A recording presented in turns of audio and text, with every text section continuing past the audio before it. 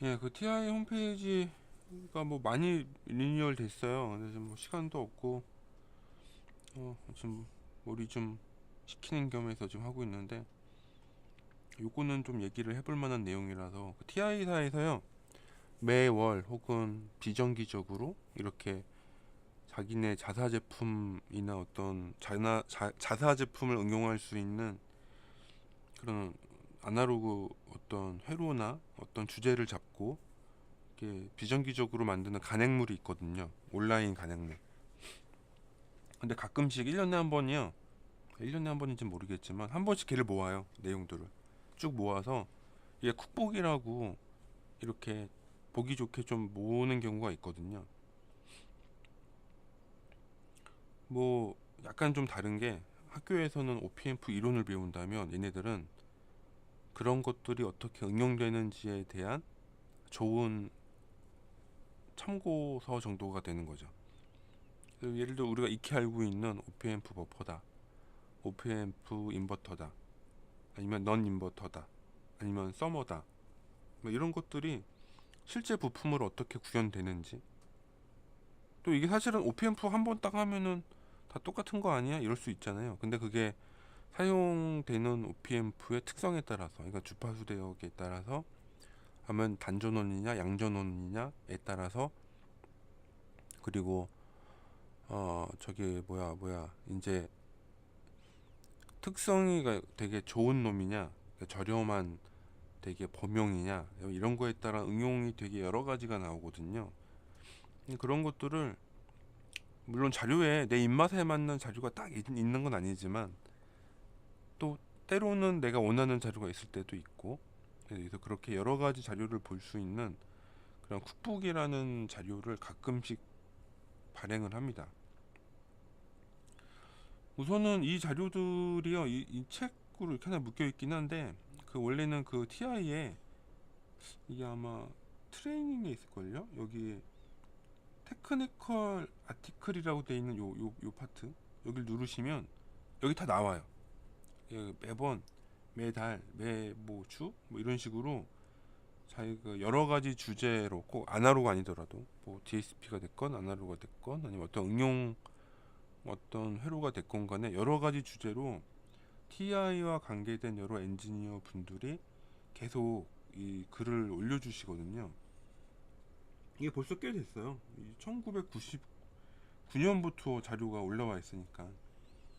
옛날에는 이게 TI에 아날로그 무슨 디자인 책 이런 게 있었거든요. 그래서 책으로 나왔었는데, 인터넷 나오고부터는 그런 책은 없어지고 이렇게 온라인 문서로 나오는 거죠.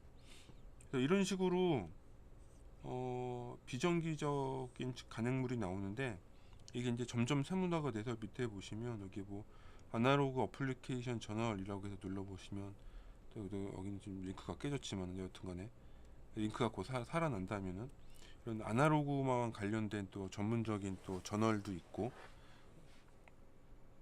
무슨 링크가 깨진 데가 이렇게 간혹 있네요.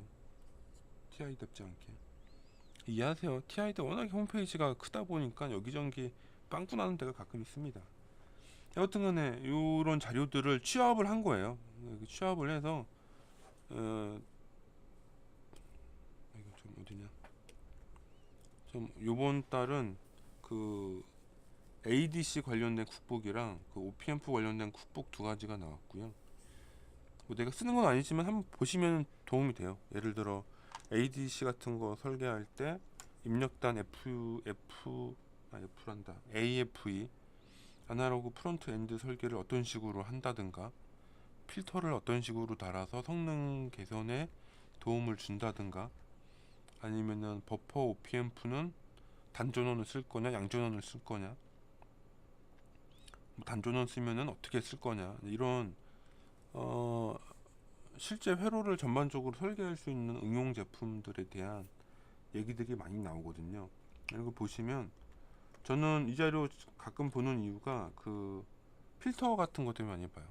아무래도 이제 전력전자 회로다 보니까 스위칭 노이즈에 민감해가지고, 이렇게 보면은 그 예를 들어 뭐 SA가 ADC라고 해서 필터 없이 OPMP랑 다이렉트로 연결돼서 뭐 이런 게 아닙니다. 다 이렇게 방어를 해줘요. 그래서 이런 걸 어떤 식으로 인터페이스 하는지도 좀 보고 어떤 설계를 검토를 하는구나라는 것도 참고도 많이 되거든요. 하고 이런 경우는 단전원 OPMP로 차동 풀 디퍼렌셜 회로 어떤 식으로 구성하는지 나오고, 그래서 회로적으로 되게 참고할 게 많아요. 한번 그냥 주말에 시간 날 때 꼼꼼하게 보면 좀 도움되는 것들 하고, 저는 뭐 쓰다가 버렸지만 이거 FDA라고 부르는 풀 디퍼렌셜 앰플리파이어. 이게 뭐가 틀리냐면요, 그냥 일반 OP앰프 두 개나 세 개를 모으면 차동 OP앰프가 되는데요, 그거를 소자 하나로 만든 거예요. 아예 소자 하나로 만들어서 여기 가운데, 여기 보면 지금 V컴이라고 여기 잡혀 있죠. V컴에다가 바이어스 잡아주고 양단의 신호차를 앞쪽으로 증폭해주는 회로거든요. 그래서 이런 OP앰프를 FDA라고 TI에서는 따로 부르더라고요. 그래서 TI 홈페이지에 가시면 그 FDA 제품군이 따로 있습니다. OP앰프 밑에 보시면 디퍼런스 밑에 그 풀 디퍼렌셜 OP앰프라고 이렇게 따로 있어요. 그래서 이런 OP앰프를 써서 어떤 식으로 ADC랑 결부를 하는지에 대한 얘기도 나와 있어서 이런 OP앰프 종류를 어떻게 썼구나, 이런 것도 되게 참고가 되죠. 이게 뭐 근데 FDA라고 좋은 것도 아니에요. 이게 전원이요, 규격이 까다로워가지고 아마 5V에서 쓰시려고 저거 채택하신 분들은 굉장히 특수한 경우일 거예요. 왜냐면은 전원 5V에서 쓰는 FDA 같은 경우는 입출력 쓸 수 있는 그 범위가 굉장히 작아가지고 AD 컨버터 성능이 굉장히 좋아야 되거든요. 되게 미세하게 분행해야 돼요. 근데 그렇게 되면은 무슨 단점이 생기냐면 전원이나 외적 노이즈에 의해서요, 물론 차동이긴 하지만은 또 영향을 받거든요. 저도 요새 고민인데, 이런 여러 센싱 회로를 했을 때 OP앰프의 전원을 좀 높이고 그러니까 노이즈 대 신호의 감쇄비를 최대한 높게 잡고 쓰는 게 안전하지 않을까라는 생각을 많이 하게 되거든요. 전력전자다 보니까. 그래서 요새 새로 만들어야 되는 이렇게 회로들에 대해서 약간 고민이 있어요. 옛날에는 5V, 3.3V 이게 싱글 파워로 주로 설계를 했는데, 하다 보니까 약간 한계가 좀 한계가 보이거든요. 좀 더 개선할 방법이 없을까? 약간 이런 느낌? 근데 그런 경우라면은 FDA나 FDA 아니더라도 그냥 DA 디퍼렌셜 OP앰프 정도는 만들어서 쓰는 게 어떨까? 양전원 써가지고 그런 생각도 많이 합니다.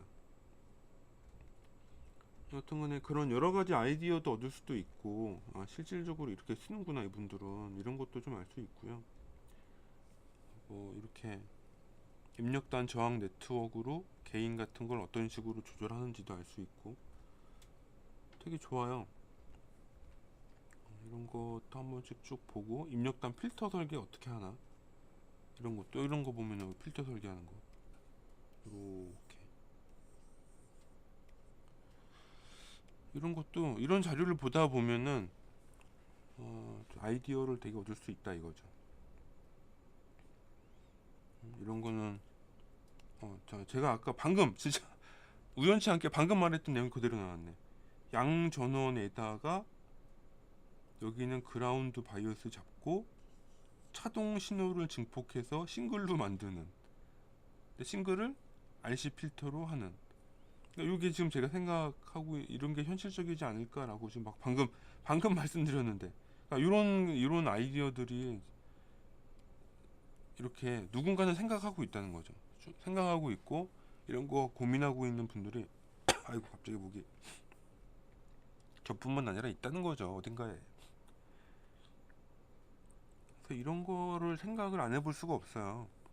이게 옛날에는 야 이게 전원 왜 이렇게 높게 쓰는 거야? 막 여기는 이거 얘는 또 AD도 높네. 요즘 AD가 5V가 많아서 단전원이 좋을 것 같은데 그러지도 않아요. 진짜 현실적으로.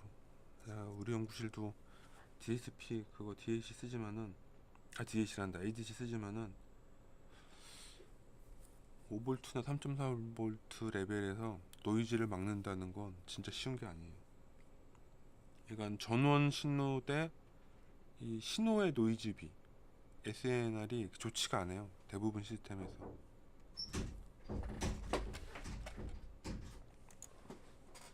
갑자기 은행 카드가 왔네. 자, 여튼간에 뭐 이런 뭐 좋은 아이디어나 응용을 어떤 식으로 하는지, 입출력 범위나 이런 거, 이거는 회로 설계해봐야지 알죠. 이게 몰라요. 설계 안 해보면은. 이게 입력 전원, 그러니까 사용 OPMP의 전원과 입출력과의 관계가 이렇게 현실적 갭이 있어요. 뭐 레일인 레일 아웃이라 하더라도 갭이 있습니다. 비선형적인 부분이 있거든요. 그런 거나 주파수 대역 같은 거 어떻게 할 것이냐, 이게 아무 문제 아닌 것 같잖아요. 생각보다 문제가 있어요. 생각외로 설계할 때 나타나는 여러 가지 문제들이 있습니다. 특히나 이런 거를 지금 자료가 있으니까는 그냥 이렇게 보지만, 내가 할 때는 그런 문제 상황들에 대해서 즉각적으로 수정을 해가지고 대응을 해야 되거든요. 한번 해보라고 하세요. 쉽지 않아요. 이 코앞에 딱 대놓고 바로 해줘 라고 하면은 바로 안 나와요. 되게 쉬운 문제가 아니라는 겁니다. 그래서 저는 전자회로나 전력전자 같은 거 하시는, 혹은 하려는 분들 중에 이거 다 해봐서 아는데 그냥 깨거든요. 보통 해봐서 아셨으면은 직접 하시면 된다고. 그게 쉽지가 않다는 거죠. 이론적인 저런 부품 특성도 그렇지만 실제 OPMP 이런 배치나 어떤 이런 PCB 면적이나 연결 방법에 따라서도 특성 차이가 나거든요. 이건 해보지 않으면 진짜 모르는 거니까요. 하여튼간에 그런 여러 가지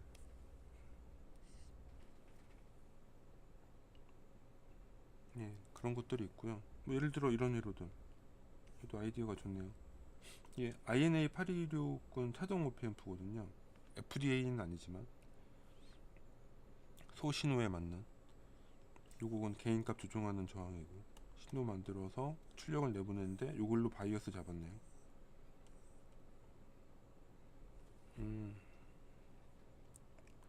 뭐 이렇게도 쓸 수 있구나. 근데 내 TI 하나 비밀을 알려드릴까요? 비밀 단점. TS에서 이건 몰라.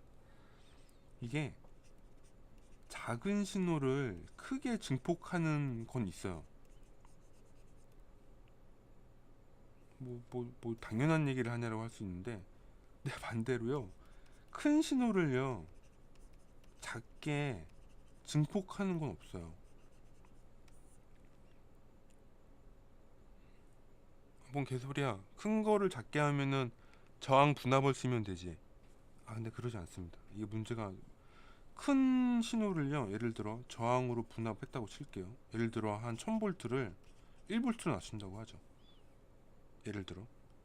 그러면 저항은 와테지라는 개념이 있잖아요. 그러면 우리가 여기다가 643이 1W를 쓴다고 하더라도 안전하게 설계하려면 2분의 1W 이하로 써야 돼요. 맥시멈 0.5W라고 쳐도 각각 1W짜리 부품인데 각각 0.5W라고 쳐요. 그럼 전체적으로 토탈 1W가 필요한 건데, 이게 1000V의 제곱의 R인 거잖아요. 그죠? 그럼 봐요. 이걸 보면은 10의 6승분의 R이 1인 거니까 저항값으로 필요한 게 10의 6승인 거죠. 1메가. 그 뭐냐면 얘랑 토탈 저항값이 1메가예요. 근데 1000V를 1V로 낮추니까 여기는 999kΩ이고 여기는 1kΩ이 되겠죠. 느낌이 오시나요? 그러면은 당장에 생기는 문제가 뭐냐면요, 999kΩ에 있을 것인가가 문제고요. 그 다음에 이거를 OPMP로 받아들였을 때 OPMP의 IB 전류가 OPMP가 인식할 수 있는 최소 전류 이상 들어와야 되거든요.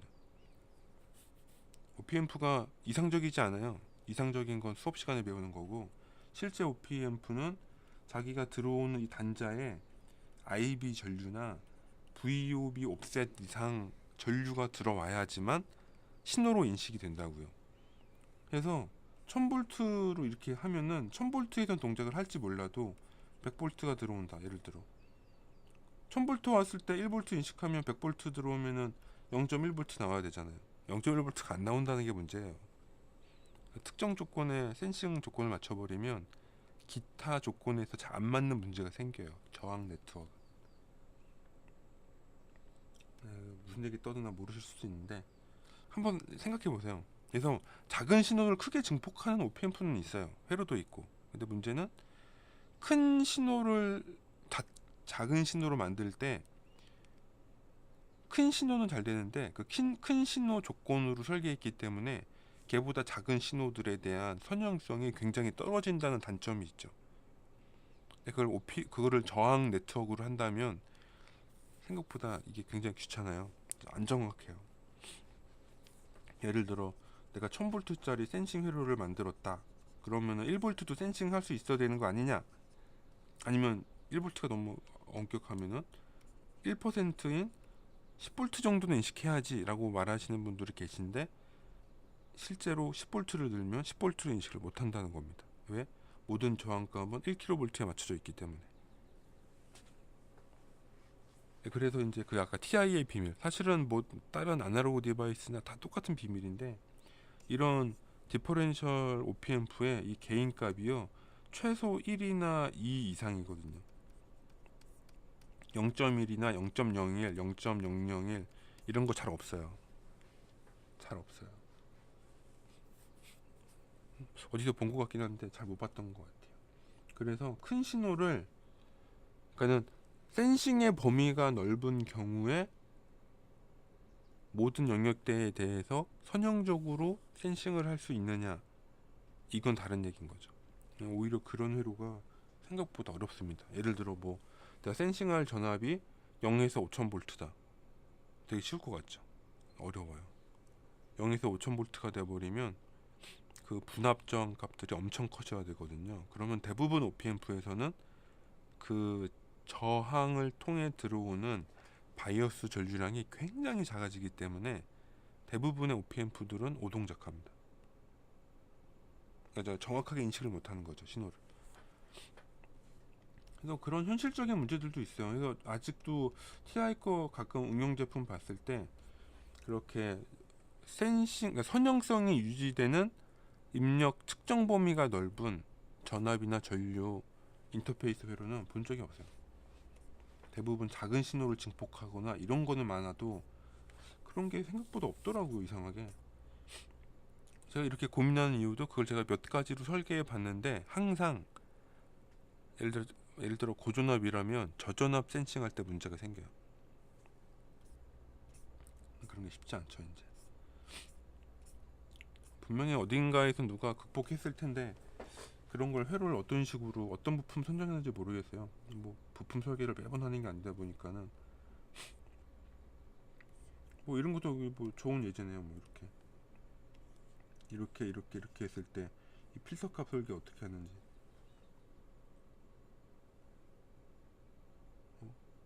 C 디프 설계하는 게 왜 없지? C 디프는 이렇게 하는 거예요. C 디프는 여기 10분의 1로 돼 있네. 여기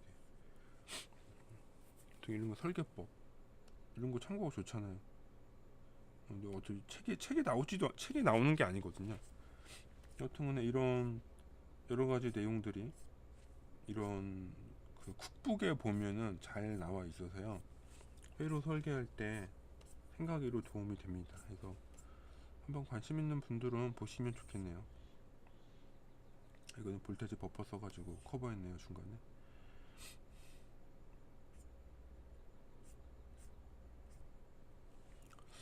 저거는 이제 ADC 쿡북이었고, OP앰프 같은 경우는 책에서 배우는 일반적인 OP앰프들, 응? 버퍼, 인버터, 넌 인버터, 인버팅, 디퍼런스 앰플리파이어, 인테그레이터, 적분기, 디퍼런시에이터, 미분기, 뭐 저는 잘 쓰진 않지만 트랜스 임피던스 이런 것도 있고 이거 쓴 사람이 있는지 모르겠지만 PWM 제너레이터도 있고, 제가 옛날에 한동안 고민했던 하프 플레이브 오피앰프들도 있고, 싱글 엔디드 디퍼렌셜 아웃풋 서킷도 있고. 근데 여기 자료에 보니까 디퍼런스 투 싱글 엔디드는 없더라고요. 원래 그게 쌍으로 돼야지 이게 설명하기가 좋은데 또 쌍으로 없어. 왜 그랬을까요? 저도 모르겠어요, 이유는. 여튼간에 오피앰프 쿡북은 오피앰프 관련된 내용인데, 이게 유용한 게요, 매번 TI에서 새로 나오거나 새로 갱신된 오피앰프 가지고 설계를 하는 예시를 보여주거든요. 버퍼가 다 똑같은 거 아닌가요? 똑같지 않아요. 오피앰프의 주파수 대역이나 입출력 특성에 따라서 결과가 다릅니다. 근데 그걸 사실 입으로 떠드는 사람들도 많지만, 그거 입으로 떠들어봐야 별 감흥 없잖아요. 이게 중요한 건 현실적으로 동작하느냐가 중요한 거지. 그래서 이런 자료들을 보면은 주파수 대역이랑 이렇게 입출력 전압 레인지랑 잘 나오니까요, 참고하면은 도움이 되죠. 내가 써먹을 때. 인버팅 미러들 뭐 대부분 다 학교 때 배웠던 거라서. 그런데 이거보다 디퍼런스 앰플리파이어 볼까요? 저희 연구실에선 그걸 많이 보니까, 이거 떠드는 이유도 사실은 우리 연구실 애들이 좀 보기를 바라는 마음으로. 제 떠들어도 안 봐요. 그냥 관심 있는 사람이나 보지. 그래도 뭐 아무 말도 안 하고서는 왜 공부 안 했냐고 구박하냐라고 따질 수도 있잖아요. 말은 해놔야 돼. 디퍼런스 앰플리파이어는 보통 차동 증폭 회로라고 하는데요, 두 신호의 차를 증폭해서 아웃풋으로 만드는 회로고요. 이게 좀 장점이 뭐냐면, 레퍼런스라는 걸 잡아가지고, 요 예제는 양전원을 잡고 쓰지만 여기를 단전원으로 한 다음에 바이어스를 2.5V를 잡아주면 V 아웃이 2.5V에서 플러스 마이너스 델타 V 증폭 신호로 나옵니다. 그래서 그치, 이게 디퍼렌셜 시그널 투 싱글 핸디드 오피앰프가 되겠네요, 어떤 면에서는. 그래가지고 이렇게 쓸 수 있는 아주 유용한 회로예요. 뭐 이런 회로를 쓰면 가장 좋은 게 뭐냐면, 이 그라운드의 영향을 오피앰프 회로에서 상쇄를 하는 거죠.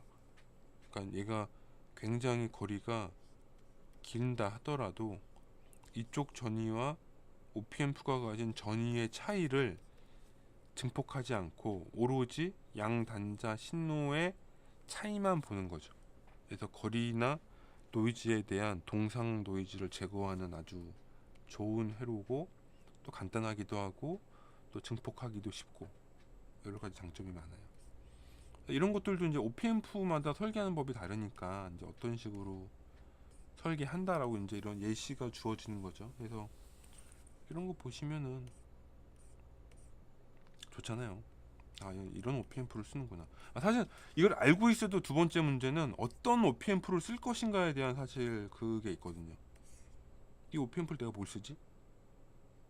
그런 게 매번, 매해, 매월 다른 예제로 나와요, 이 아날로그 쿡북에서.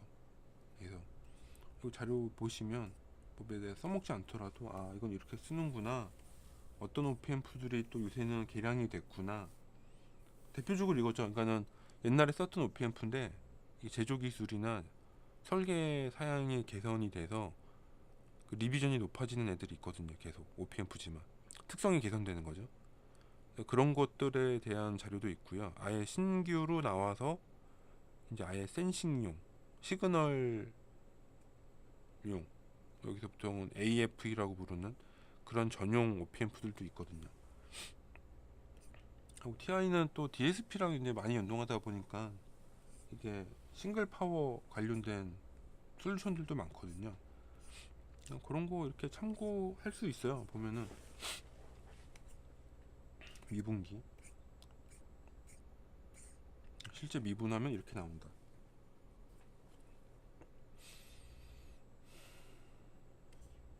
20mV일까요? 1mV? 엄청 작은 신호인데 사실은 엄청 민감한 거네요, 오피앰프가. 여튼간에 뭐 저는 잘 쓰진 않는데 뭐 트랜스 임피던스는 센싱용 뭐 이거 트랜스 임피던스 대표 예제가 뭐가 있을까요? 예를 들어 CO2 센서 아니면은 질소 센서, 산소 센서 이 반도체식 가스 센서가 있거든요. 그런 것들은 굉장히 저항이 커서 신호를 증폭하려면 이런 트랜스 임피던스 OPMP 전용을 써야 되거든요. 일로 흐르는 전류량이 엄청 작아요. 센서 값들이. 그러니까는 가스 특정 가스에 의해서 저항값이 바뀌는 센서인 거죠. 이게 예를 들어 그런 게 있다면 굉장히 작은 바이오스 전압이나 전류에 반응을 해야 되기 때문에 그쵸. 뭐 특수하게 좀 써야 된다 이거죠. 그래서 그런 거에 특화된 트랜스 임피던스 증폭기도 있다. 그래서 이런 거는 JFE 타입이 많다. 저는 뭐 반도체 쪽에 막 제가 전문가는 아니지만 이런 JFET OPMP 타입이 입력 저항이 엄청 커서요. 작은 전류나 전압에도 엄청 민감하게 반응한다고 합니다. 참고하고 계세요.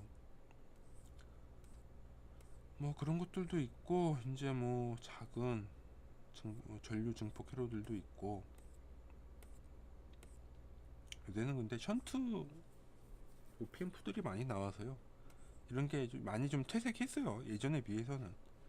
이런 거 이렇게 저항 써서 션트 증폭하는 전류 센서들은 전류 OPMP는 이제 션트 앰플리파이어 이거 션트를 위한 션트 커런트 증폭용 OPMP를 쓰거든요. 그런 게 보는 게 더 이득이죠. 뭐. 이것도 뭐 일단 근데 뭘 알아야지 일단 내가 찾아보니까 이런 자료들을 보시면 좀 도움이 된다.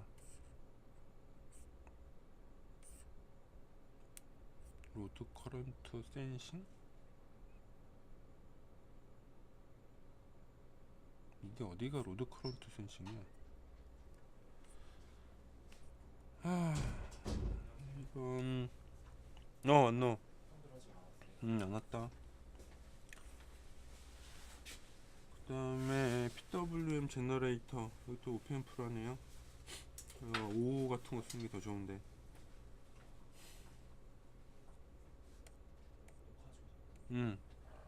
왜?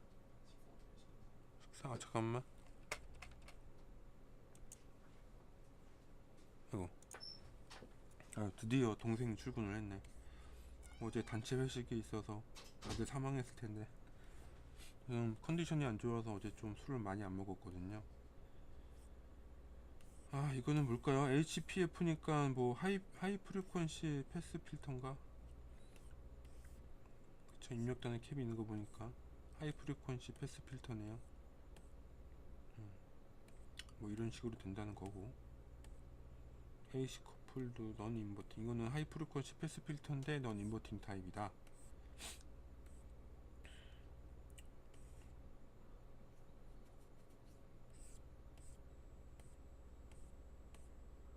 뭐 이런 여러 가지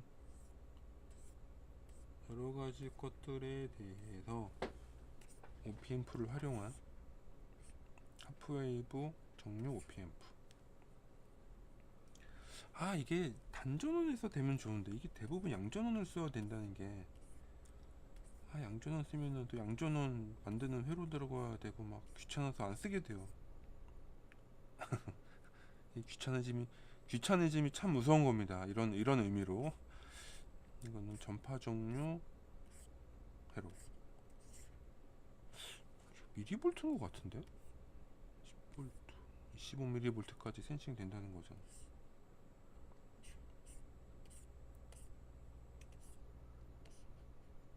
싱글 서플라이 풀웨이브 레틱파이어. 싱글 서 오늘은 너무 운이 좋은데요. 이거 말하는 회로가 다 나오네 계속.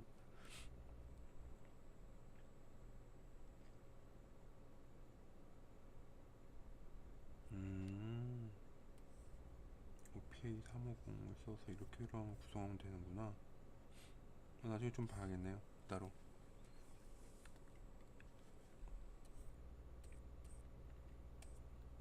굉장히 유용한 자료입니다.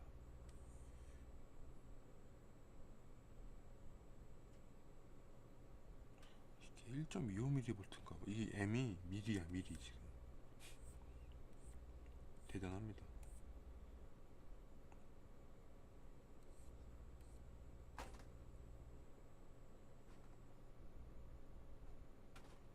이건 뭐야? 슬로우 레이트 리미터 서킷?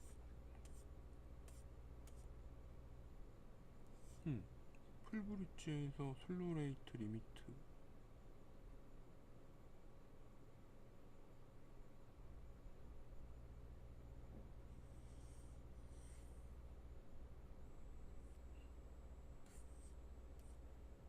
잠깐만. 슬로우 레이트 리미트 서킷이라고? 슬로우 레이트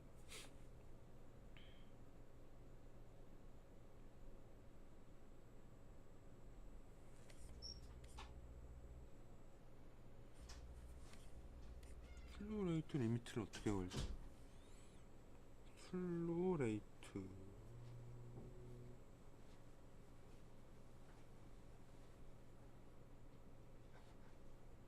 슬로우 레이트를 어떻게 걸어?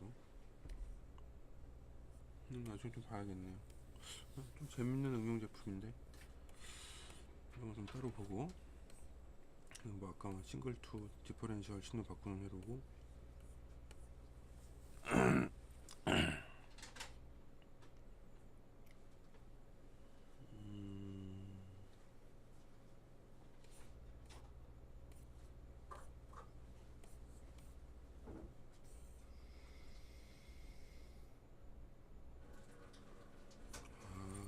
음전압을 양전압으로 바꾸죠. 여기가 음전압인 경우에 레퍼런스에다가 얘를 더해가지고 기발하네요. 근데 이게 왜 필요하지? 잠깐만, 음전압을 센싱할 일이 뭐가 있을까? 음전압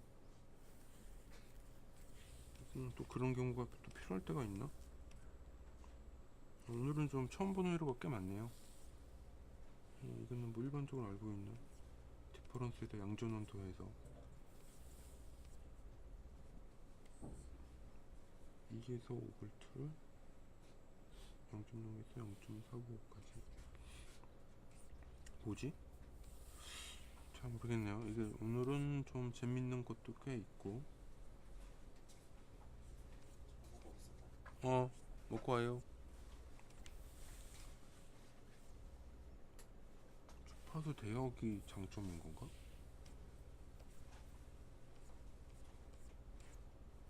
다 조금씩 다 쓸만한데 좀 특이한 조건이 많네요.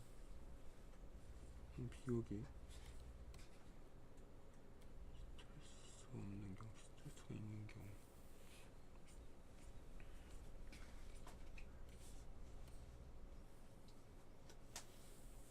히스테리시스 있고 없고, 있고 없고를 비교한다.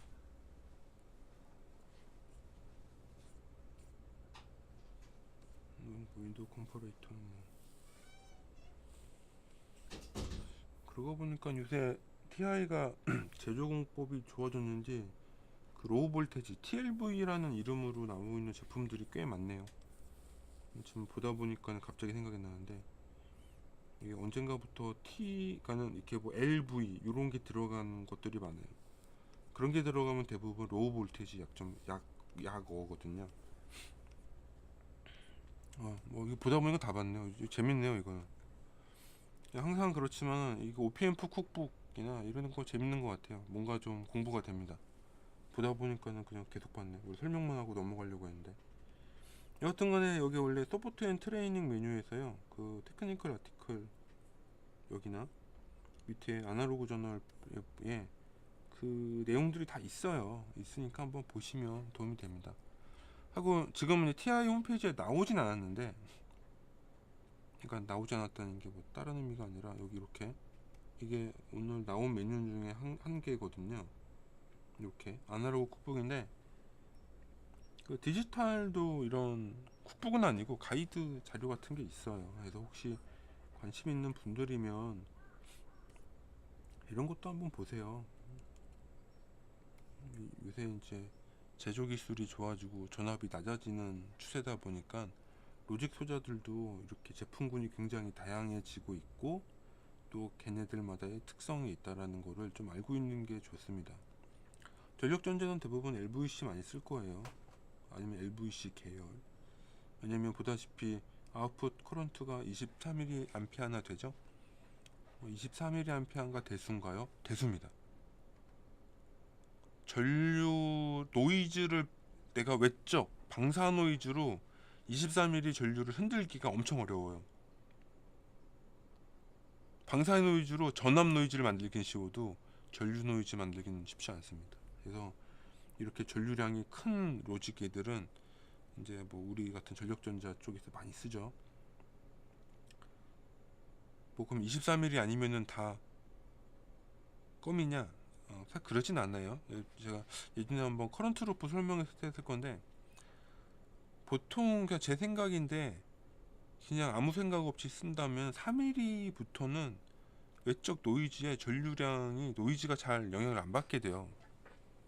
3mm 이하는 조금 이제 고민해봐야 될 내용이지만 전압 노이즈는 잘 받을지언정 전류 노이즈는 잘 받지 않는다. 그래서 우리가 이런 로직 부품이랑 뭐 예를 들어 게이트나 이런 거 할 때 전류 구동하는 경우가 있거든요. 그런 경우는 다 노이즈 때문에 하는 겁니다. 그래서 이 전류량이 큰 이런 로직 애들은 우리처럼 전력전자 회로에 적합하죠. 노이즈도 많고 하니까는 애당초 구동할 때 어지간하면 전류량을 좀 줘요. 노이즈 타지 말라고. 그러면 전압 노이즈는 타는 것처럼 보여도 실제 신호가 내부에서는 깨지지 않는 거죠. 뭐 여튼간에 요새는 그런 기술들이 좋아져서요. 옛날에는 제가 보통 쓸 때는 LVC 제품이 많이 썼는데 요새는 그런 게 이렇게 원게이트 소자로 많이 나왔어요. LVC 1G라는 제품으로 많이 나오고 있거든요. 그래서 이런 것들도 좀 우리 연구원들이 관심 있게 좀 봤으면 좋겠어요. 우리가 뭐 스마트폰이나 뭐 이런 쏜 타입 뭐 이런 거까지 쓰진 않겠지만 그래도 SOT23이나 DRL 정도까지는 쓸 수 있거든요. 아니면은 SC70이나 SC70도 손으로 붙이려면 진짜 욕 나오거든요. 부품 너무 작아가지고 이런 쏜 타입들은 다 자삽 쳐야죠. 손으로 붙이려면 엄청 어려워요. 이런 걸 좀 알아야지 나중에 부품을 선정할 때 도움이 되니까 DCK, DBV, DCT, DCU 이 정도 좀 욕심내면 DRL까지는 붙일 수 있어요. 여튼간에 이런 것도 좀 알고 계시면 도움이 될 거다. 그 다음에 이제 부탁드리는 게 여기 있는 거 로직 번호랑 이름. 이거는 좀 익숙해야 되는데 외우진 않더라도 여기 좀 이런 게 알아야 돼요. 요새 전자과는 알 건데 전기과 친구들은 잘 몰라가지고 막 얘기하다 보면 저랑 얘기가 안 통해요. 제가 이걸 다 외우고 있는 것도 아니지만은 여튼 이런 것들도 좀 관심 있게 번호랑 계속 보면 도움이 될 텐데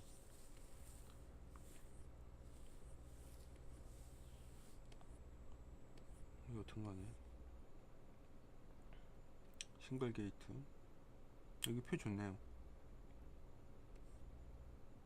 랜드, 노어, 인버터.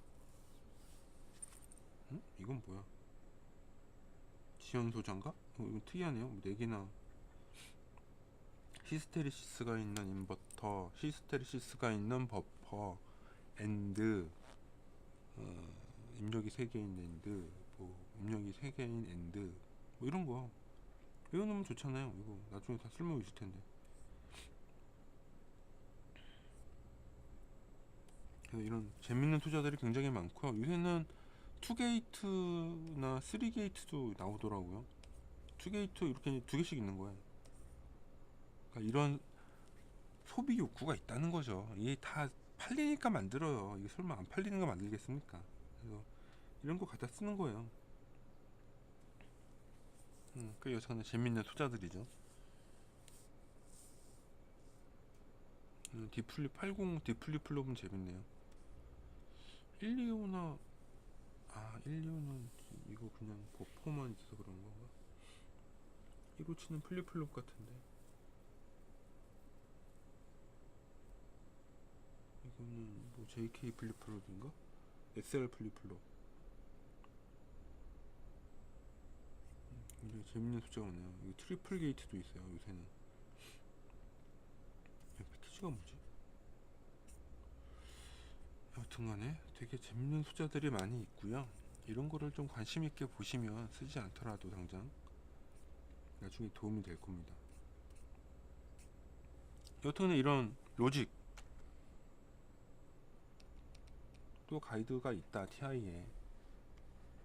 그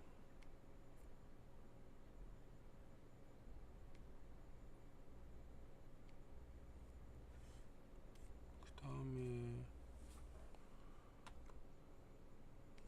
아까 전 거는 리틀 로직 가이드였고요. 요새 이제 저기 많이 쓰는 로직 소재다 보니까. 그 다음에 로직 가이드라고 또 따로 있어요. 이 로직 가이드는 제가 왜 추천드리냐면 이 소비 전력이나 이 제품군에 대한 특성을 전반적으로 볼 수 있거든요.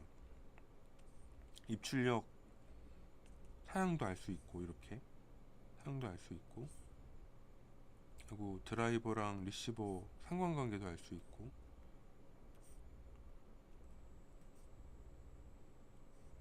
특히 이제 패키지 때문에, 패키지가 요새는 신형으로 많이 나오니까 뭐 이름을 다 외우라는 건 아니지만요, 이름이 뭔지는 알고 있어야 되잖아요. 그리고 이게 손, QFN, 이게 쿼드 플랫 노울이든가 뭐 여튼간에 뭐 이상한 이름으로 막 붙이는데, 이 제조법 외에 패키지나 이런 이름 같은 거, 약어 같은 거 알면 좀 도움 돼요. AUC, AUP, ALVC, AVC, LV1T. LV는 로우 볼테지 약자예요. LVC, 로우 볼테지 시모스. 그냥 약어를 좀 알고 있으면 도움이 된다. AC는 어드밴스드 시모스, AHC는 어드밴스드 하이스피드 시모스. 그리고 약어들 HC는 하이스피드 시모스, LVA는 로우 볼테지. 저희 다 쓰는 건 아니지만 ABT 이런 거. 여기 보면 어드밴스드 바이모스 테크놀로지라고 하는 바이모스 계열은요, 대부분 전류 구동이 굉장히 큰 버스 구동용 소자들이에요. 원래 옛날에는 대형 컴퓨터 시스템이나 이런 거에 쓰는 VME 버스나 VME 시스템 개발을 했었거든요. 원래 그런 걸 계속 하고 싶었는데, 그런데 하는 데가 많이 없더라고요. 이 국방 쪽 아니면 안 되는데, 뭐 그런 데 갈 만한 또 제 뭐 어떤 끝발은 없어가지고. ALS, AS, S, LS 쇼트키 로직. 속도 면에서는 쇼트키 로직이 제일 빨라요. 최고의 속도고 전류 용량도 굉장히 크고. 가끔 보니까는 저 PWM 구동할 때도 쓰더라고요 요새. 이거 안 쓸 줄 알았는데 아직도 써요. 아직도 쓴다는 게 중요해요. 이게 나온 지가 오래됐다고 해서 안 쓰는 게 아니에요. 쓰는 데선 계속 씁니다. BCF는 또 바이모스 테크놀로지. 아마 버스용일 거예요. 대부분 신호 구동할 때 쓰는 거. F는 패스트로직.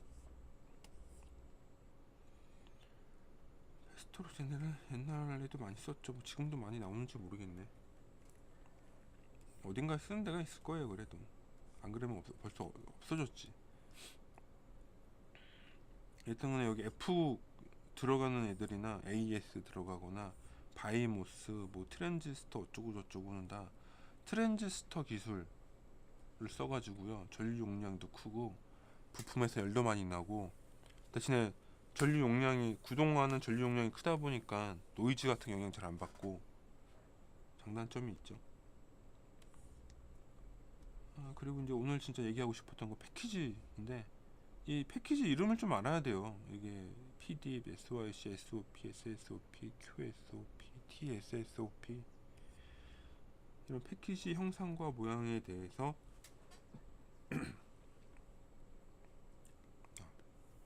갑자기 트림이 나오네. TVSOP, SOT, QFN, BGA 이런 거 좀 알아야 된다고, 이름을.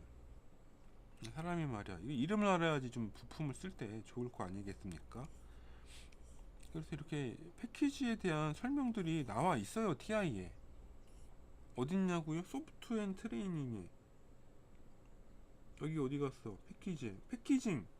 패키징 누르면 나와요. 정보들이 야구들이 뭘 의미하는지 다 나와 있다고. 여기 이런 거를 좀 찾아서 보시면 뭐 전자 쪽 전공자나 전기, 특히 전력전자 하시는 분들한테 도움이 되겠죠. 우리 꿈나무들한테. 석사, 박사는 당연히 알 거고 석사들은 무조건 공부해야지.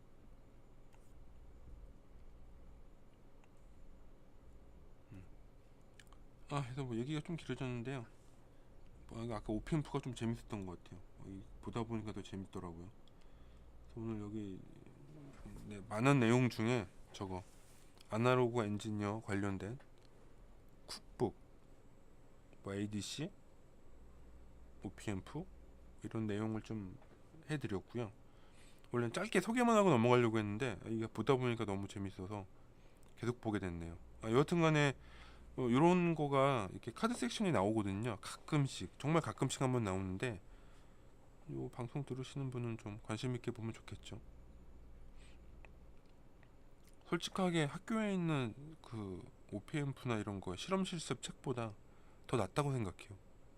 물론 내용이 좀 산발적으로 흩어져 있는 게 문제긴 하지만 여기는 실용 예제들이니까는. 그래서 뭐 오랜 시간 들어주셔서 감사하고요. 우리 연구원들, 연구실의 연구원 분들은 혹시 이거를 듣는다면, 뭐 들을지 안 들을지 모르겠지만 그 아날로그 쿡북 가끔은 한 번씩 들여다 보세요. 그 아날로그 쿡북이랑 더불어 리틀 로직 가이드, 로직 가이드도 그냥 한 번씩 보세요. 그냥 뭐 패키지 이름이나 부품 종류나 로직 번호랑 기능이랑 어떤 식으로 관계가 있나, 아니면은 이름들, LVC가 뭐의 약자다, 로우 볼테지 시모스다, 뭐 예를 들어 뭐 F는 뭐다, 뭐 패스트 로직이다, 뭐 SA는 어드밴스드 쇼트키 로직이다, 뭐 이런 식으로 이름 같은 거, 패키지 이름 같은 거, 뭐 SOIC다, 아니면 스몰 아웃라인 뭐 IC다, TSSOP다, 아니면은 thin shrink 스몰 아웃라인 패키지다, 이런 식으로 패키지 이름 같은 것도 좀 이렇게 익숙하면 업무에 도움이 되니까. 일단 그런 거를 좀 참고하라고 얘기를 좀 하고 싶었네요. 긴 시간 들어주셔서 감사합니다.